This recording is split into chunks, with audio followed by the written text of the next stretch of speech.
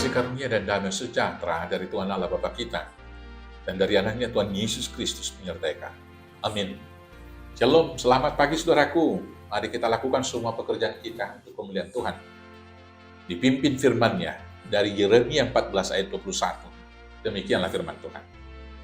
Janganlah engkau menampik kami oleh karena namamu, dan janganlah engkau menghinakan tahta kemuliaan. Ingatlah perjanjianmu dengan kami, janganlah membatalkannya. Demikianlah firman Tuhan. Saudaraku yang terkasih, secara umum, ketika orang lain kebetulan yang tidak kita sukai mengalami bencana, bisa saja kita berkata di dalam hati, rasain.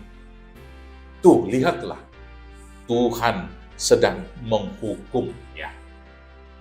Baru tahu rasa dia sekarang. Itulah sikap umum yang kita lakukan.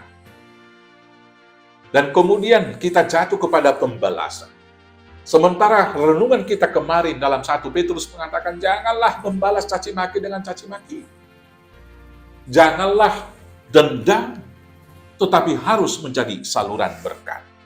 Melalui renungan hari ini kita diingatkan supaya kita jangan membalas kejahatan itu, tetapi supaya kita senantiasa mendoakan semua orang dan membela keselamatan mereka di hadapan Tuhan. Itulah yang dilakukan Yeremia. Nabi Tuhan yang begitu banyak dicaci, disakiti oleh rakyatnya sendiri, bahkan oleh raja-raja Israel waktu itu. Tetapi dia tetap mendoakan kepada Tuhan, memohon pengampunan kepada bangsa yang degil tersebut, yang berdosa tersebut. Dan selanjutnya sepertinya mengingatkan Tuhan akan janji-janji Tuhan. Walaupun sebetulnya Tuhan tidak perlu diingatkan akan janji dan kesetiaannya. Karena Allah tidak pernah mengingkari janjinya, karena Allah adalah setia. Tetapi sekarang kita fokus kepada sikap Yeremia yang luar biasa. Ketika dia dicaci, ketika dia disakitin, dan ketika melihat penderitaan bangsa itu, dia ikut prihatin. Setelah dia prihatin, maka dia memohon kepada Tuhan keselamatan dari umat yang berdosa tersebut. Memohon pertolongan dan kasih pemeliharaannya dari Tuhan. Kiranya kita sebagai orang percaya, kalau ada saudara-saudara kita, mungkin yang membuat kita sakit hati, atau tidak cocok dengan kita, kalau mereka juga dalam penderitaan, dalam pergumulan, jangan pernah sekali-sekali kita mengatakan, rasain loh, Tuhan telah menghukummu, baru tahu rasa sekarang. Tapi mari kita seperti hambanya Yeremia, memohon kepada Tuhan, supaya bahkan orang yang tidak cocok dengan kita itu, bahkan orang yang mencaci kita itu, yang membenci kita itu diselamatkan oleh Tuhan. Mari kita berdoa untuk gereja kita, berdoa untuk keselamatan negara kita, berdoa juga untuk keselamatan dunia ini, yang makin banyak bencana di mana-mana. Tuhan Yesus kiranya menguatkan kita melakukan tugas panggilan tersebut.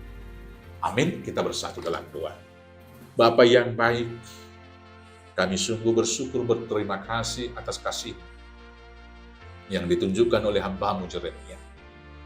Kami juga memohon kepada Tuhan di tengah banyak bencana melanda negeri kami.